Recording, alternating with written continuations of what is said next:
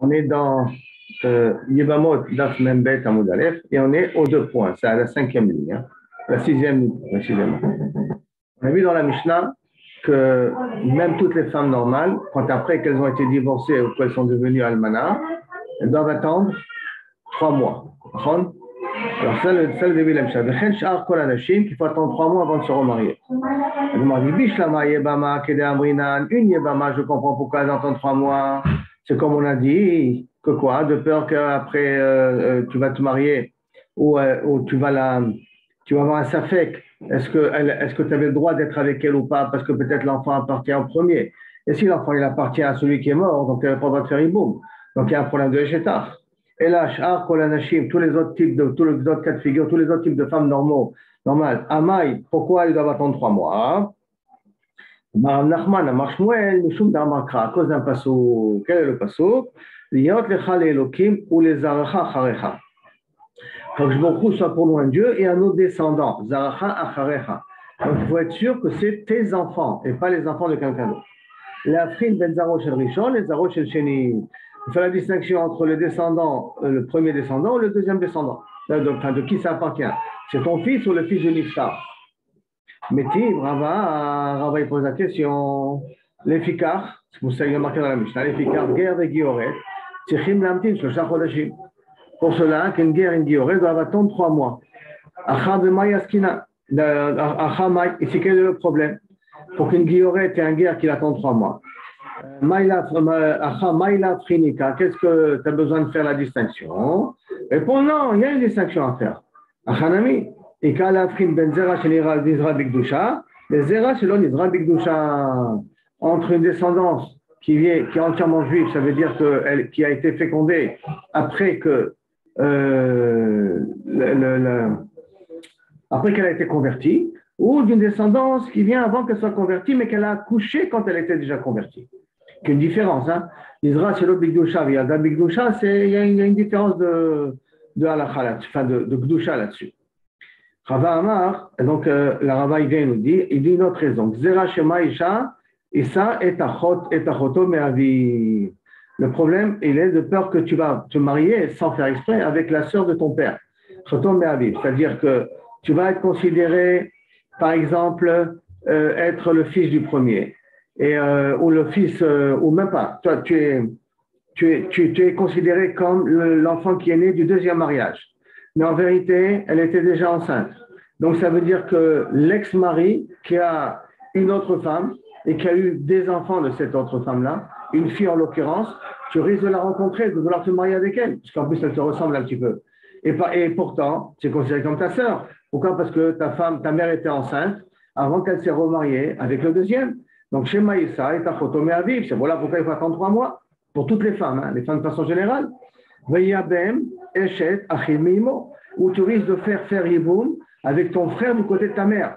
Parce qu'en vérité, toi, tu viens du premier mari, mais ta mère, qu'elle croyait ou qu'on croyait que c'est une deuxième mari, et qu'elle a eu un deuxième enfant, et cet enfant est mort, tu vas être méchouillard de faire le hiboum. Mais en vérité, ton hiboum, il n'est pas valable. Pourquoi? Parce que c'est ton frère du côté de ta mère, pas du côté de ton père, parce que toi, tu es le fils du premier mari.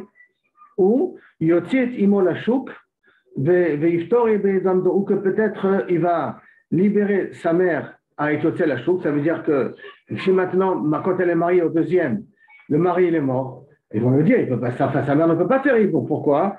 Parce qu'elle a un enfant du deuxième. Alors en vérité, tu es toi l'enfant du premier. Donc tu vas permettre ta mère au chouk, alors que en vérité, elle est chayavé de faire hiboum. Or, viftor et chebamto la chouk, ou que tu risques de venir à permettre la yebama, donc celle que Kaviachol qui se présente devant toi, tu vas être metirota la chouk, alors que normalement tu devrais faire yeboum à cette femme-là. Donc yebamto la chouk, tu risques d'être metirota. Voilà pourquoi on a dit que pour toute femme qui divorce ou qui est almana, il faut attendre 3 mois. Mais Tiv Rabbi Hanania, et Rabbi Hanania pose la question, mais Kulan ani kore baem takanat erva. Tous les cas de figure qu'on a vu jusqu'à maintenant, qui est le cas de Yevama, tous les cas de figure au début de la Mishnah, c'était parce qu'il y a un chachage de erva. Le sichad de shalom, tu n'attends pas 3 mois, hein. alors tu risques de faire hibou, tu risques un problème de herba qui peut se présenter. Quand Mishum Takanat Avlad, là, a priori, le problème, c'est à cause de l'enfant, comment il est l'enfant. Limita Kolo Mishum Takanat Herva.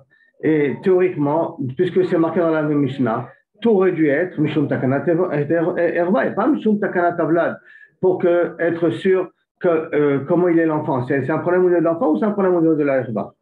Dit Mishum Takanat Avlad, de lo livga beu herva. Alors, si, ok, donc après, qu'est-ce qu'a dit la Gemara, Mechila? Ita kulo mishum takanat avlad, ve'imita kulo mishum takanat herva. Il dit en vérité, si tu veux, je peux te dire que tout, il y a aussi une takanat herva quelque part.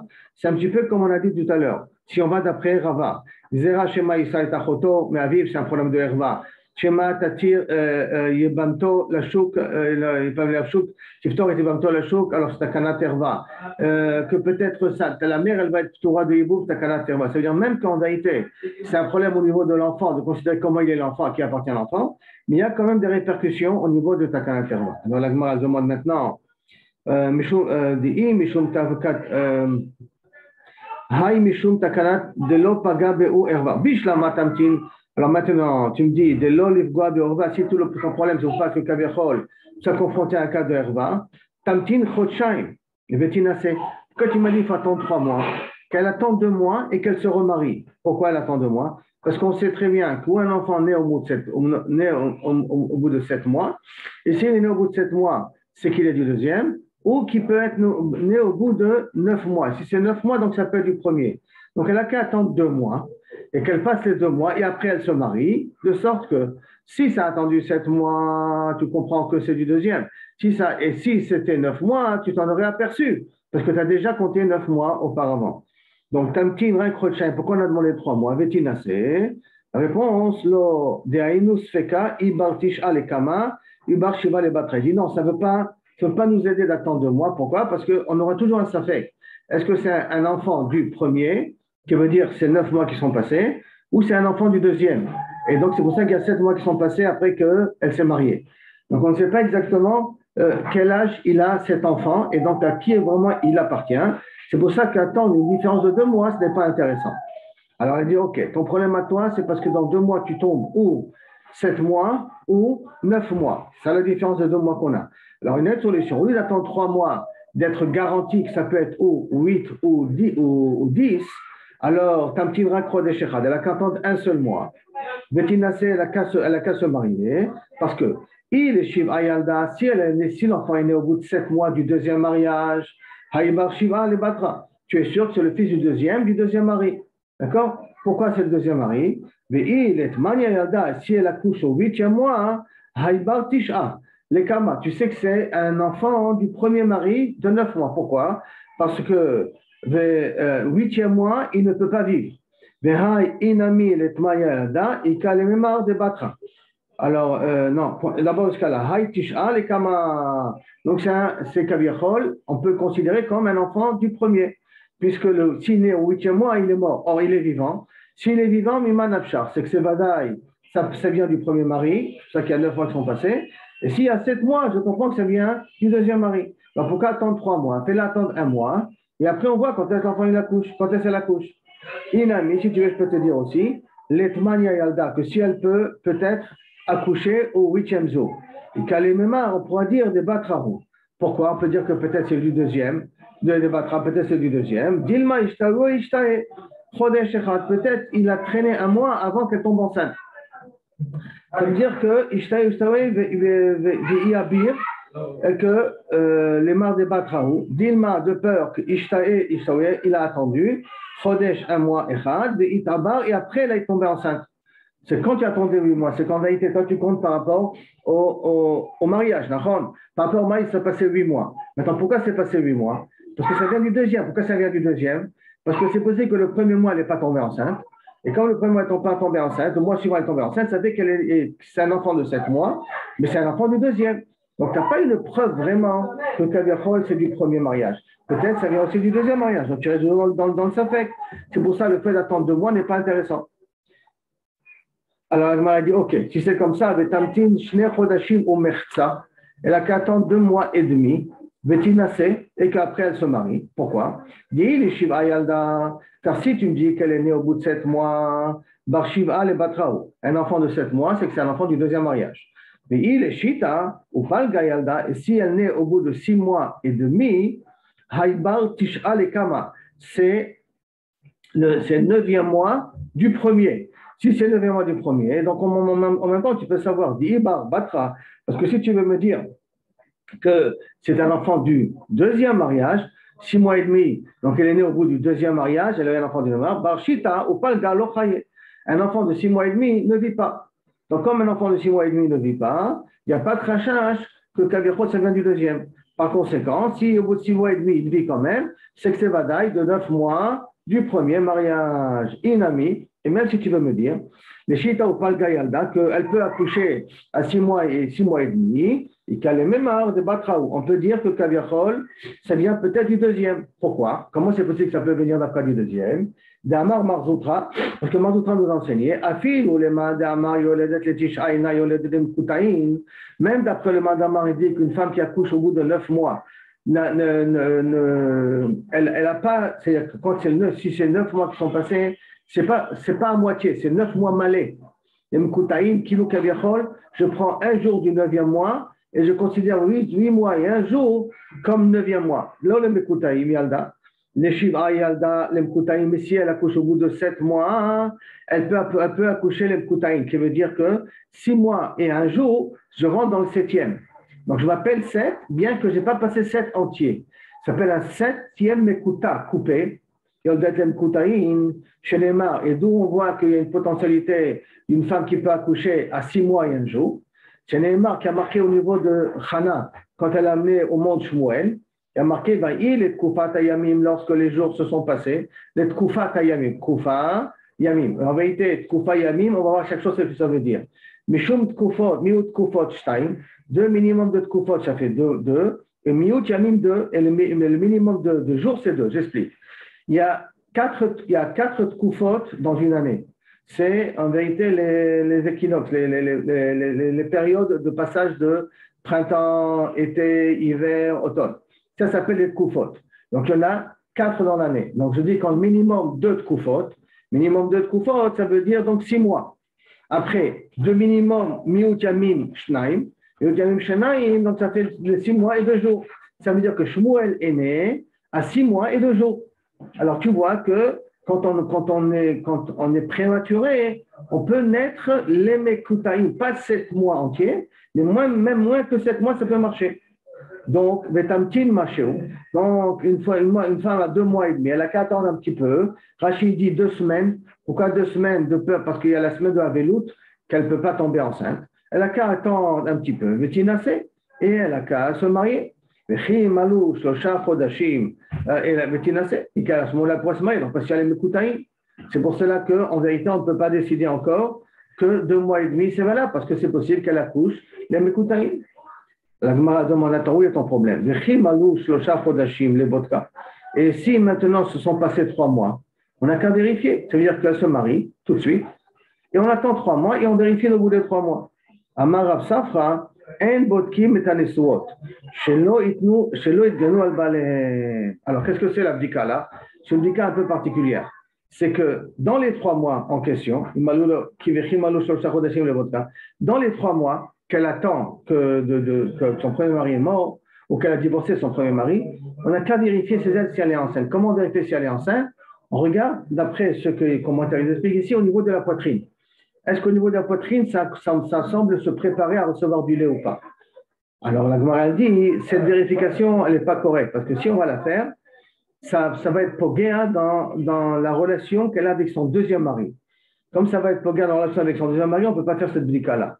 Ok, alors on disait, ok, tu peux faire cette bdika-là parce que ce n'est pas mechouba de vérifier au niveau de ses seins et voir est-ce qu'il y a un petit peu de lait qui commence à sortir, bien qu'elle n'est que enceinte, mais qu'il y a quelque chose qui commence à se préparer. Alors, niveau de kabe iloucha, tu n'as qu'à vérifier pendant qu'elle marche, parce qu'une femme enceinte, quand elle marche, les pieds, elles sont un peu, comme elle est un peu plus lourde, donc les pieds sont un peu plus écartés, semble-t-il, et donc ça se voit plus une femme enceinte comment elle marche. Donc, Nimdeka Beilucha, Amarabi Balchama, Isha Mechapa Atzma, une femme, quand elle a un cas comme ça, elle rectifie sa façon de marcher, Pourquoi? Et ça, c'est très bizarre. Alors, c'est ce que la Gemara vient nous dire ici, que Kavichol, la femme, elle semblerait qu'elle sait qu'elle est enceinte. Et comme elle sait qu'elle est enceinte, elle ne veut pas que le deuxième mari soit au courant qu'elle est enceinte. Comme elle ne veut pas, donc elle va rectifier sa façon de marcher, exprès pour pas que son deuxième mari il voit qu'elle est enceinte. Comme ça, cet enfant-là s'appellera au nom du deuxième enfant et le mari s'occupera à lui donner des biens, à le faire hériter. Parce que s'il s'avère qu'elle est enceinte, donc c'est un enfant du premier mari, le deuxième mari ne voudra pas lui donner son héritage. Donc une femme, elle rectifie le tir parce qu'elle veut que cet enfant-là ait un héritage du deuxième mari. Puis n'oublions pas, elle est ou divorcée ou veuve. Si veuve, elle a reçu la ksuba. Si maintenant elle est divorcée, c'est possible que cet enfant-là, il pourrait recevoir, il faudrait prouver que ça vient du premier. Donc elle préfère cacher l'affaire. Maintenant, regardez jusqu'à combien une femme elle peut être calculatrice pour chercher ses intérêts à elle. Maintenant, maintenant, dans un cas où on sait qu'elle est enceinte, on a qu'à lui permettre de se marier. Alma, Tanya, pourquoi c'est marqué dans la Braïta, Loïsa Adam Meuberet Ravero, Mineket Ravero, qu'un homme ne se marie pas avec une femme enceinte, il ne se marie pas avec une femme qui allait. Il faut attendre, comme on l'avait dit, 2 ans avant de lui permettre de se marier. Pourquoi ça? Là, le problème ne se pose plus, parce qu'on sait que c'est l'enfant du premier. Pourquoi on a dit non, il faut attendre 3 mois? Mais dans la Mishnah, on a dit, la Braïta a dit que si quelqu'un se marie avec une femme enceinte, il devra divorcer et ne pourra plus la reprendre. Réponse, Zera Shema Tease Obara Sandal. De peur que la deuxième grossesse va nuire à la première grossesse. De sorte que la première grossesse, l'enfant il va être abîmé à cause de la deuxième grossesse qui vient en même temps. Comme quoi une femme peut tomber enceinte une deuxième fois. Elle m'a dit, attends, si une femme peut tomber enceinte une deuxième fois, Iachi Didenami, que même elle, quand un homme est marié normalement avec une femme, et que sa femme est enceinte, il devrait s'abstenir de faire la mitzvah avec sa femme, de peur qu'elle retombe enceinte une deuxième fois, pendant les 3 premiers mois en tout cas, comme une deuxième fois, et que ça risque de nuire à l'embryon qui se trouve à l'intérieur. Il est mandé à Mar bémor. Alors il dit effectivement, si on va d'après celui qui dit, c'est Rabbi Meir, qu'une femme enceinte, elle est méchamechet bémor, elle met comme un stérilet féminin là-bas pour empêcher de retomber enceinte. Donc là, effectivement, elle a qu'à être méchamechet bémor. Là aussi, dans l'autre cas de figure, une femme enceinte qui se marie avec quelqu'un, elle a qu'à être méchamechet bémor. Il n'y a pas de problème au niveau de l'enfant. Mais il est mandé à Mar minacham mirachamou, et Rabbanan qui sont chokim avec Rabbi Meir, disent non, elle n'est pas méchamechet bémor, on ne lui donne pas d'être méchamechet bémor. Néanmoins, c'est vrai qu'elle peut tomber enceinte, mais à cause de beaucoup, il va protéger. Mistin Shomer Ptaim Hashem. Quand je vous il protège les gens qui sont comme ça, qui font des choses normales, ils sont psoutim, à cause de beaucoup, ils sont shobrim aleim. Shomer Ptaim Hashem. Donc, il est mandé à Maria Rachamim Hashamay. Là aussi, Rachamim Hashamay. Achanami, là aussi. Mais il est mandé à Mar Bemor. Alors, Bemor aussi. Alors, pourquoi tu me dis qu'on ne veut pas se marier avec une Meuberet? Parce qu'une manavcha, ou elle va être méchamechet de mort, donc elle va mettre un genre de tampon pour éviter de retomber enceinte, ou on va dire qu'à cause de beaucoup, il va être merachem. Il m'a dit à Rabbi Zachari, et là, non, c'est pas ça. C'est pas ça la raison. C'est pas la raison qu'on a peur que la grossesse, une deuxième grossesse va s'installer et que ça va causer des problèmes au premier. Et là, Mishum de Chassa. Et là, parce que elle est Chassa, c'est quoi? Que pendant le tashmish, pendant le rapport, il risque de faire du lachatz sur le bébé et tuer le bébé ou abîmer le bébé. Ben, il dit, attends, je ne comprends pas. Si tu veux dire que, parce que tu risques de faire tuer le bébé, et c'est pour cela que Kaviachol, on lui demande de ne pas avoir de rapport, les Didénami, Achénami, Dida, même quand elle est enceinte d'un mari normal, il faudrait leur interdire d'avoir de rapport pendant les 3 premiers mois. Hein? Didé, Chaïs, Alaï. Donc, quand c'est son fils, un homme fait attention comment il fait la mitzvah. Il ne la fait pas trop dur parce qu'il sait qu'elle est enceinte, donc il ne risque pas de causer des problèmes à l'enfant. Par contre, quand ce n'est pas son fils, la Gemara dit pourquoi tu dis comme ça? Là aussi, que un homme, il va pas, on n'est pas proché qu'un homme c'est un criminel qui va vouloir faire avorter sa femme parce qu'il s'est marié avec elle pendant qu'elle était enceinte. Donc il ne risque pas de faire un rapport trop brut et de causer un problème au niveau de l'enfant. Et là, c'est pour une autre raison. C'est qu'une femme enceinte, normalement, elle est prévue d'allaiter par la suite. D'accord? Dilma Yabra, peut-être que Kaviachol elle tombera enceinte du deuxième, et son lait va devenir imbuvable au niveau de l'enfant. C'est-à-dire qu'à l'un des simanim, lorsqu'une femme allait, si elle voit que le bébé ne veut plus boire l'enfant, du lait, il faut vérifier qu'elle n'est pas enceinte, des fois, parce que le lait, il a un mauvais goût quand elle est déjà enceinte. Vekatlale, et à cause de ça, elle risque de tuer l'enfant. Alors, je ne comprends pas, elle risque de tuer l'enfant parce qu'il n'y a pas assez de lait. Alors, Yachi dit d'un ami, même pour quand elle est enceinte de son mari, eh ben, c'est un problème. Il ne faudrait pas avoir de rapport pendant 2 ans après l'accouchement, de peur qu'elle retombe enceinte et le lait devient imbuvable.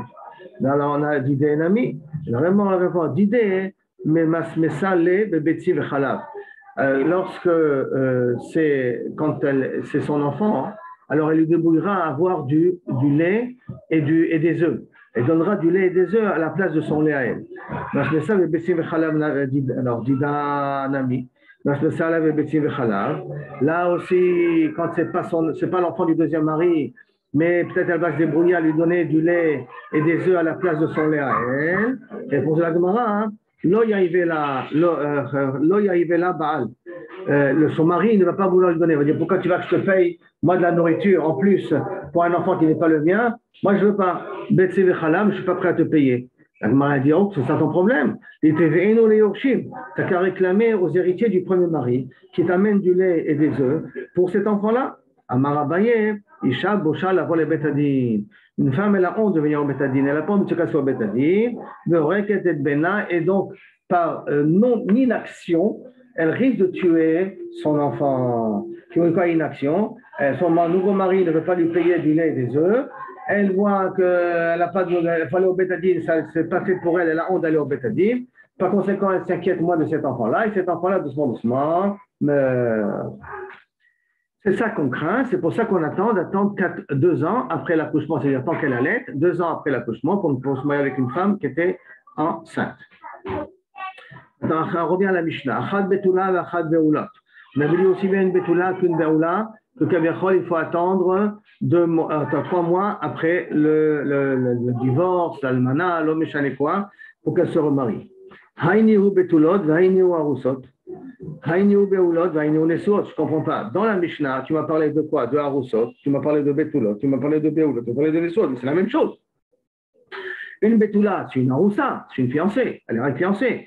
Et une be'ula, c'est une nesoua. Alors, qu'est-ce que tu veux dire? Amarabiuda, Achikama. Alors, c'est comme ça que je dois dire la Mishnah. Achad betulot, achad be'ulot.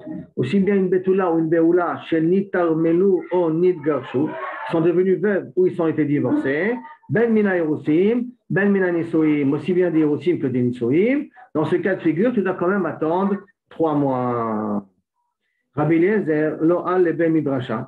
Rabbi Eliezer, une fois, il n'est pas arrivé au bet midrash, vashkaché le Rabbi Yassi.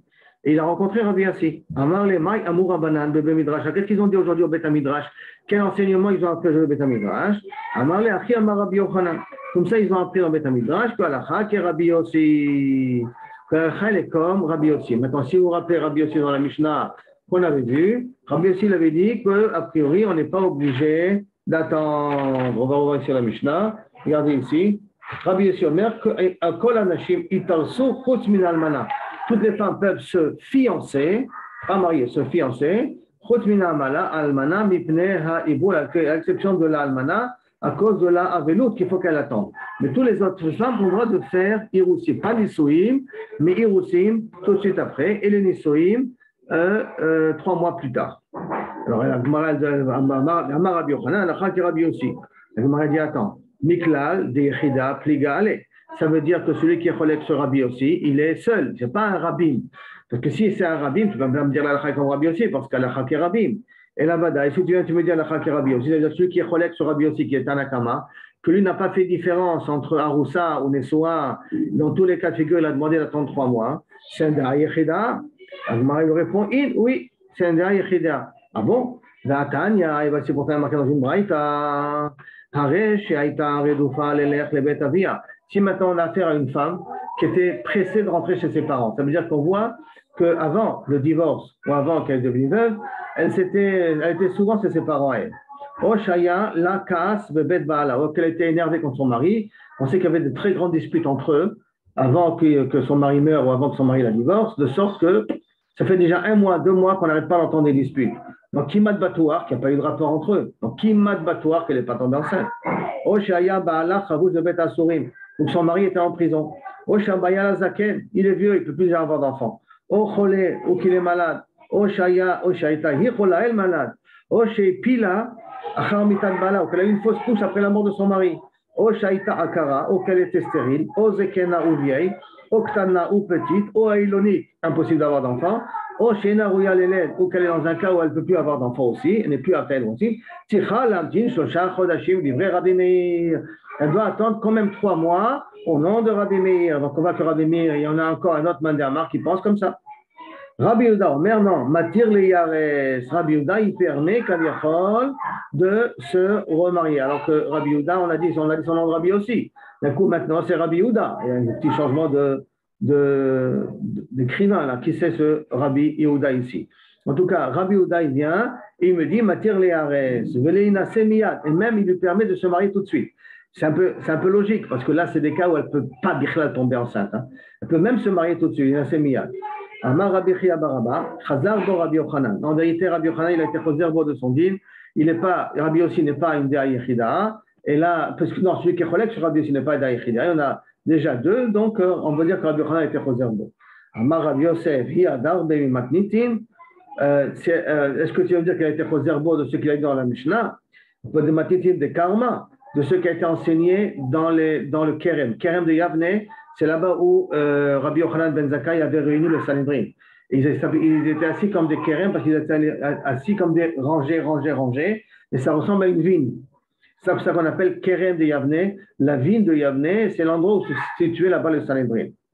Dans le Matnitin de Karma, dans cette Mishnah qui a été enseignée là-bas, Kerem de Yavne. Hadarbe, que là-bas il a été choser. Zetania, Amar Rabbi Ishmael, Benoch Rabbi Yochanan numéro 4. Et Rabbi Ishmael, au nom de fils de Rabbi Yochanan, il a dit Mishamati mipi chachamim de Kerem chez Begayavne. J'ai entendu au nom des chachamim qui étaient à Kerem de Yavne, dans ce genre de Sanhedrin-là, de ce Betadin-là, ce Yeshiva, Kulam trichot lamtin shlosha chodashim. Tous ça doivent attendre 3 mois. Tous les cas de figure, il faut quand même attendre 3 mois avant de se remarier. Amar les Rabbi Irmia, les Rabbi Zerka, qui a été les kameh de Rabbi Abaou. Lorsqu'une fois tu iras devant Rabbi Abaou, ramène-les. Objecte-lui et pose-lui la question. Ni Amar Rabbi Yochanan Alacha qui Rabbi Yossi. Est-ce que c'est possible que Rabbi Yochanan a dit, pose la question suivante. Est-ce que c'est possible que Rabbi Yochanan a dit Alacha comme Rabbi Yossi? Ve Amar Rabbi Yochanan Alacha qui est un Mishnah. Et voici pourtant Rabbi Yochanan nous a dit que l'Alacha est comme c'est un Mishnah.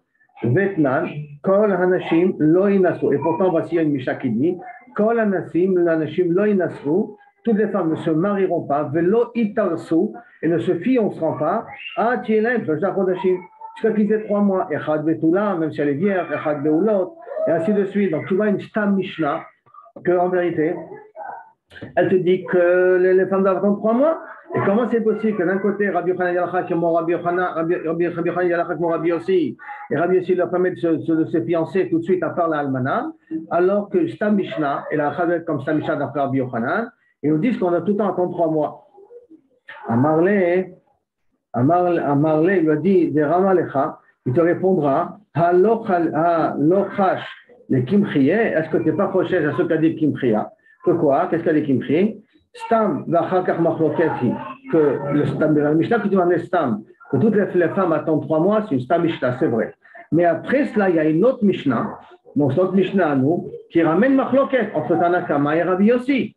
Donc, quand on a un classe Stam, une Mishnah qui est écrit Stam, et une Mishnah qui est écrit un peu plus tard dans la même Masechet de Machloket, Ve'en Alacha qui Stam. L'Alacha n'est pas comme Stam. Elle montre que l'Alacha n'est pas comme Stam. Bien qu'habituellement, l'Alacha est comme Stam Mishnah.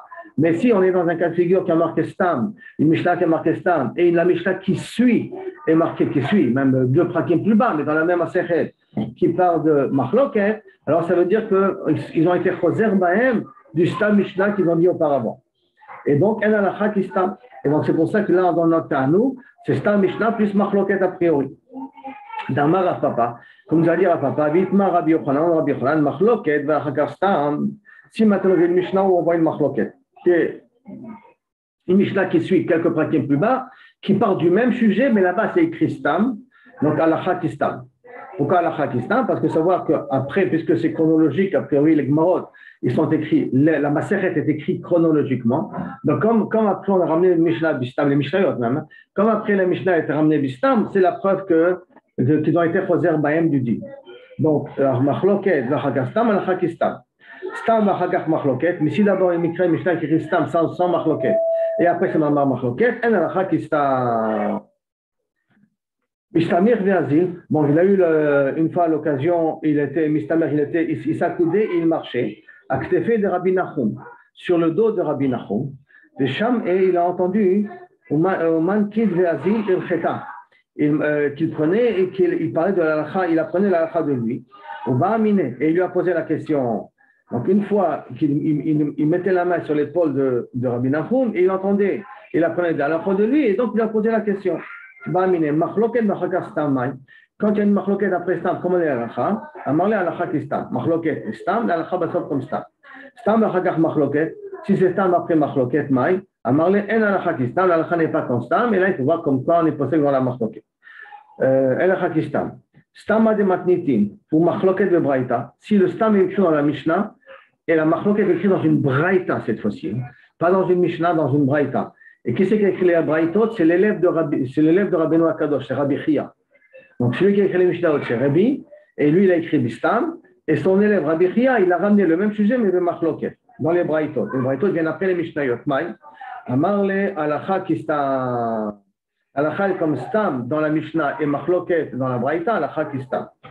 Machloket, de Matnitin, Bestam de Braïta. Si c'est l'inverse maintenant. Il y a une machloket dans la Mishnah, dans Rabbi, et dans la Braïta, c'est marqué Stam. Maï, quel est le dit? Amar lui a répondu, Rabbi Loshena, Rabbi Chia Minaï. Si Rabbi ne l'a pas enseigné, donc ne l'a pas amené Bistam, il l'a amené de machloket, comment son élève, Rabbi Chia Minaï, il peut venir trancher et de Kabirchol me prouver de là que la halakha, elle est comme Stam, et la Vadaï, que quand il y a marqué machloket dans la Mishnah et Stam dans la Braïta, on ne peut pas dire à la Chakistan. Sur ça, après, la Gemara va commencer à poser les questions. Avant ça, Bezrat Hashem, sur ce plan-là, la Gemara va poser les questions. On le verra ça demain, Bezrat Hashem.